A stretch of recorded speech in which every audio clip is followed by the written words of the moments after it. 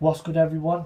Sure, here. Today we have my top 5 favourite decks of all time. Everybody in Yu-Gi-Oh! Has their favourite deck or their favourite decks. So without further ado, here we go. So for my number 5 spot, I have Dark Lords. I only own Dark Lord Ukobaka. I don't own Ixel or anything, so I'll use this to show the Dark Lord deck.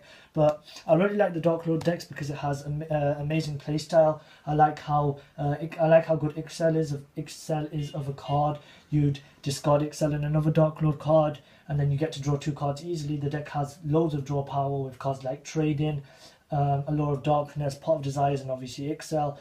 They can summon Christia to put your opponent under lockdown, and I really like how they had their recovery effect where you pay 1,000 life points, shuffle back a Dark Lord spell or trap from your graveyard into your deck, and then use that card's effect. And what's really good about that is that you don't have to pay the cost. So for cards like Dark Lord Rebellion, Rebellion says that you have to send 1 card from your hand to the graveyard, and then you have to destroy 1 card your opponent controls. But because if you use Dark Lord Rebellion off the Dark Lord monster's effects, you don't have to send the card from your hand to the graveyard, so it's essentially a free pop. So that's why I really like Dark Lords. So for the number 4 spot, we have Pure Speedroids. Same thing here. I don't own any of the Speedroid cards. I still don't own Crystal Wing because I don't want to pay 30 for it when it's going to get a reprint in Battle of Legends. So I'm going to use Clearbane to show the Speedroid deck. But what I really love about the Speedroid deck is Speedroid Terratop. It's an amazing card. I really love how the deck can easily turbo into Crystal Wing Synchro Dragon. You would summon your Terratop, summon your Taki Tomborg, use Taki Tomborg's effect for the dice, summon Clearing Synchro Dragon, then use cards like Speed Recovery, which have really good effects, like it's a Monster Reborn effect to bring back your dice, and then summon your Crystal Wing Synchro Dragon. And people have started playing the Wind Witch engine in it. Wind Witch engine basically fits in anything nowadays. So you'd easily summon a Crystal Wing Synchro Dragon off 1 card that can and the Crystal Wing Synchro Dragon can't be destroyed by card effects. So that's why I really like the Speedroid deck. Although I didn't play the Wind Witches in there before, I've stopped playing the deck right now because Terratop's limited. Really hate how that card got limited, because decks like Zodiac, and even before Zodiac you had Burning Abyss, where they just abused that card for free rank, free plays. I really think Konami really messed it up making that card and should have made sure it couldn't be used as an Xyz material. But what can I say? I can't really complain because Terratop was a broken card. For the number 3 spot, we have DDD.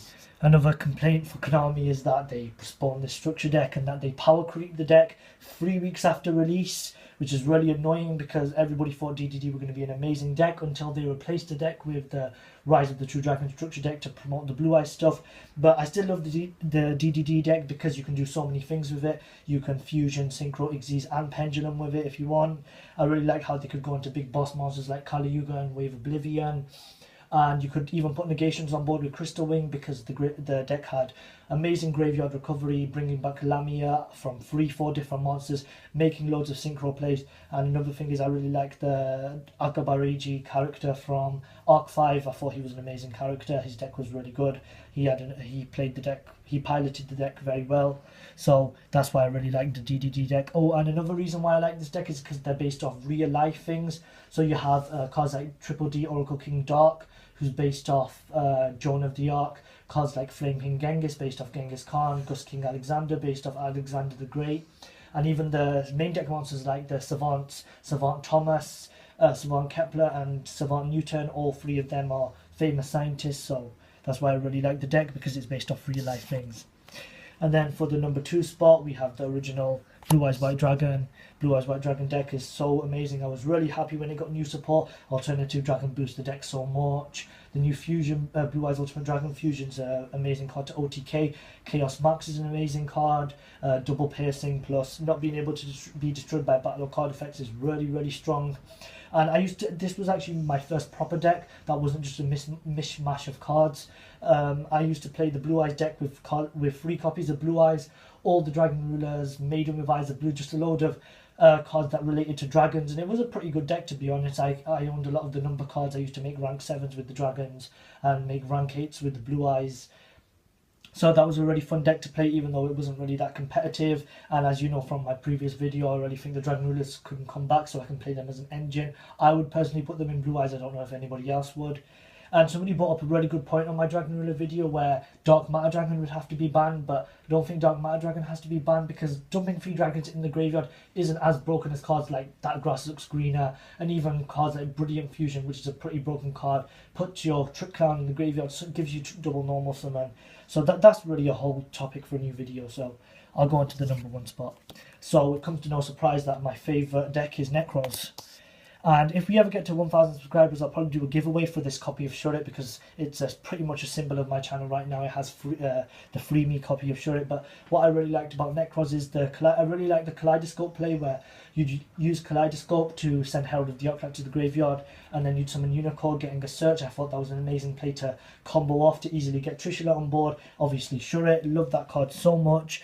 I've decided to call my channel after it because of that. Sure, it does so much for the deck. It counts as the full tribute, plus you get a search. I still think it can come back to 1, as I've said before.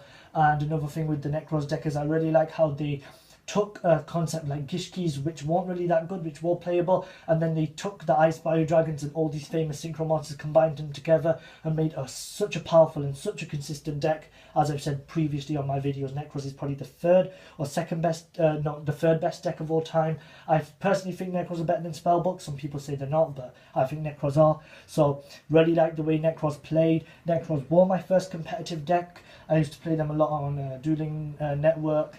The only thing I don't like about Necros was the Ginlock, and I think that's why nobody really likes. Not many people like Necros right now, today, because they have bad memories of the Ginlock, where you could easily Ginlock your opponent with only 1 copy of Manju and Kaleidoscope, which was obviously really broken. Luckily, that card got banned. Should it got banned as well? Shouldn't have got banned. So this has been my top 5 favourite decks of all time. If you enjoyed the video, like, comment, subscribe for more top 10s. Peace.